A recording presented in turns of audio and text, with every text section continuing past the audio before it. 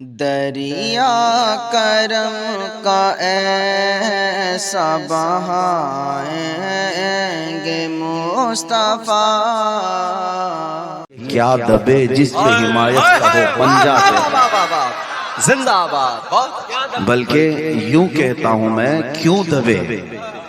کیوں دبے جس پہ حمایت کا ہو پنجہ تیرا، شیر کو خطرے میں لاتا نہیں کتا تیرا۔ بہت اچھا۔ جس پر رسول پاک صلی اللہ علیہ وسلم کی حمایت ہو، غوث پاک کا فیض ہو، اسے ڈرنے کی ضرورت نہیں۔ اعلیٰ حضرت فرماتے ہیں خوف نہ رکھ رضا ذرا، تو ہے عبد مصطفیٰ، تیرے لیے امان ہے، تیرے لیے امان ہے۔ میں اس کو نوجوان ہی نہیں سمجھتا جو بزدل ہو، وہ نوجوان ہے ہی نہیں، بلکہ ہو سکتا ہے وہ عورتوں کی صحبت میں پلا ہو۔ نوجوان کسے کہتے ہیں؟ تاریخ میں نوجوان کا جو لفظ ہے وہ عربی میں اس کو فتح کہتے ہیں، فتح کہتے ہیں۔ اور فارسی اور عربی کی مکسنگ کے ساتھ شاعر نے بہت خوب کہا، اصل نوجوان کون ہے؟ شاہ مردان، شیر یزدان، قوت پروردگار، لا فتح الا علی، لا سیف الا ذوالفقار۔ لا فتح الا علی کا مطلب ہے کوئی جوان نہیں سوائے حیدر کرار کے، اور جو ان کے نقش قدم پر ہو وہ جوان کہلانے کے حق رکھتا ہے، نوجوان کہلانے کا حق رکھتا ہے۔ بہت سارے نوجوان یہ سمجھتے ہیں مکے دکھانے کا نام جوانی ہے، باڈی بنانے کا نام جوانی ہے، گٹکے کھا کر لوگوں پر تھوکنے کا نام جوانی ہے، اپنے پیسوں سے لوگوں پر رعب ڈالنے کا نام جوانی ہے۔ یہ سب جوانی نہیں، یہ سب عیاشیاں ہیں۔ اصل جوانی آپ کو میں بتاؤں، سیدنا خالد بن ولید رضی اللہ تعالیٰ 125 جنگیں لڑی ہیں 9 سال میں۔ کتنی؟ 125 جنگیں، اور کسی جنگ میں شکست نہیں کھائی۔ خالد بن ولید رسول اللہ کے وہ صحابی، جنگ میں جب کھڑے ہوتے تھے میدان میں، ایک ہاتھ میں تلوار اور ایک ہاتھ میں ڈھال لیتے تھے۔ تلوار کا وزن 35 کلو اور ڈھال کا وزن 40 کلو۔ مجھے بتاؤ اے نوجوان، تم نے ہاکی اور بلہ اٹھایا ہوگا، 35 کلو کی تلوار اٹھاتے، 40 کلو کی ڈھال اٹھاتے، اور پھر جنگ موتا میں صرف خالد بن ولید فرماتے ہیں 9 تلواریں میرے ہاتھ سے ٹوٹی ہیں۔ یہ دفاع کے لیے، ڈیفنس کے لیے زندگی بھر لڑتے رہے، نبی پاک صلی اللہ علیہ وسلم کی عزت کی حفاظت کے لیے لڑتے رہے۔ ان کو حق بنتا ہے کہ وہ جوان کہلائیں۔ اپنی زندگیوں میں کبھی دیکھا کہ ہم نے حضور پاک کی عزت کے دفاع میں کچھ کیا ہے آج تک؟ نبی پاک صلی اللہ علیہ وسلم کی شان پر اوچھے حملے ہوتے ہیں، ہم آگے بڑھ کر کے کبھی حضور کی عزت کا دفاع کیے، ڈیفنس کیا؟ اگر کچھ نہیں بھی کر سکتے تو اپنے آپ کو بدل تو ضرور سکتے تھے۔ دنیا نبی پاک صلی اللہ علیہ وسلم کے اخلاق کو مارنے کی اور ختم کرنے کی کوششیں کر رہی ہیں۔ ہمارے نوجوان اٹھ کر کے یہ کیوں نہیں عہد کر لیتے کہ آج کے بعد جئیں گے تو اخلاق مصطفیٰ پہ جئیں گے؟ تمہارے اندر یہ چیز تو ہو ہی سکتی تھی۔ کمیٹیاں بہت بناتے ہو، عرس کمیٹی، چادر کمیٹی، گاگر کمیٹی، سندل کمیٹی، نیاز کمیٹی، کیا کبھی اخلاق رسول کمیٹی بھی بنایا؟ نبی پاک صلی اللہ تعالیٰ علیہ وسلم کے اخلاق کریمانہ، ان کی سنتوں کو زندہ کریں گے ہر شہر میں، ہر گلی میں۔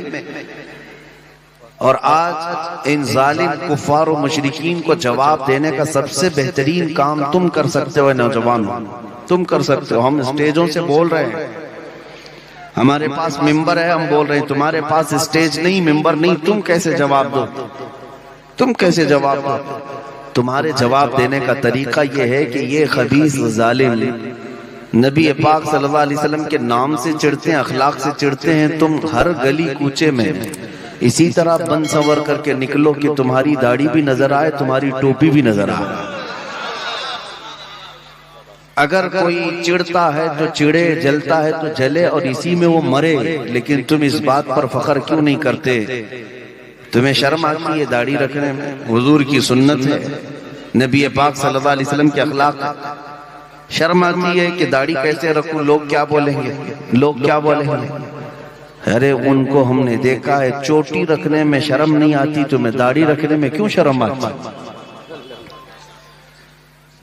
لوگ بالیاں بھی پہن لیے، چوڑیاں بھی پہن لیے، نتنیاں بھی پہن لیے نوجوان، اور داڑھی رکھنے میں شرم آ گئی۔ اگر نبی پاک صلی اللہ علیہ وسلم کا چہرہ کائنات کا سب سے حسین چہرہ ہے تو اس چہرے کی پیروی کرنا چاہیے یا غیرے کی پیروی کرنی چاہیے؟ جب آپ کو پتا ہے میرے نبی پاک صلی اللہ علیہ وسلم کا چہرہ سب سے حسین ہے تو اسی چہرے کے پیچھے چلنا چاہیے۔ اور ہم نے بزرگوں سے سنا ہے قبر میں جس وقت تم جاؤ گے فرشتے آئیں گے، اٹھائیں گے، اور حضور بھی تشریف لائیں گے، اور تمہیں فرشتے پوچھیں گے ان کے بارے میں کیا کہتا تھا؟ تم حضور کی طرف دیکھ کر کے کہنے جا رہے ہوگے کہ یہ میرے رسول ہیں، نبی پاک صلی اللہ علیہ وسلم اپنا چہرہ پھیر لیں گے۔ بزرگوں نے فرمایا، حضور پاک صلی اللہ علیہ وسلم فرمائیں گے خبردار میری طرف مت دیکھنا، اس لیے کہ دنیا میں تجھے میرا چہرہ پسند نہیں تھا، دنیا میں میرے چہرے کی طرح تو بنانا پسند نہیں رکھتا تھا، آج اس کو پکار جس کا چہرہ تجھے اچھا لگتا تھا۔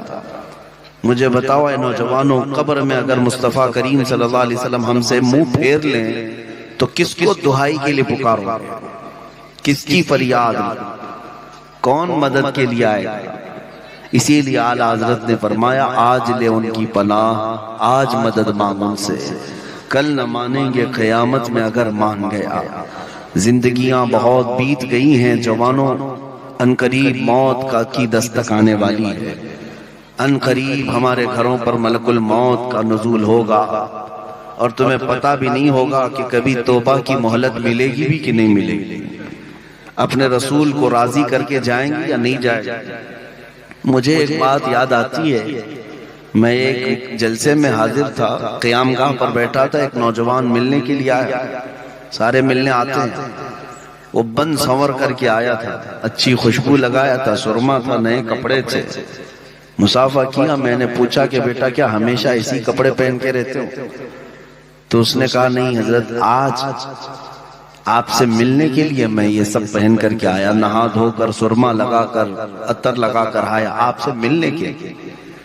اس دن مجھے احساس ہوا، میں نے کہا میں تو ایک نکما آدمی ہوں، تمہارے دل میں محبت ہے اس لیے مجھ سے ملنے کے لیے تم اچھا لباس پہنے، سرما بھی لگا لیا، عطر بھی لگا لیا، کیا کبھی اس بات کا بھی احساس ہوتا ہے کہ قبر میں مصطفیٰ سے ملنے کے لیے جانا ہے، کچھ تیاری ہوئی اب تک؟ کیونکہ اس کا وقت نہیں دیا جائے گا، اگر اچانک موت آئی تو اسی حال میں تمہارا جنازہ لے جایا جائے گا، اور نبی پاک صلی اللہ تعالی علیہ وسلم سے تمہاری ملاقات ہوگی تو کبھی سوچا کہ میرے پاس تیاری کیا ہے، اگر اچانک حضور سے ملاقات ہوئی چہرہ دکھا سکوں گا کہ نہیں، میں کس حالت سے آیا ہوں؟ اسی لیے میرے عزیزو ہر دن اس آس کے ساتھ جیو کہ اگر موت آئے گی تو حضور سے ملنا ہے، اور میں تیاری میں بیٹھا ہوں۔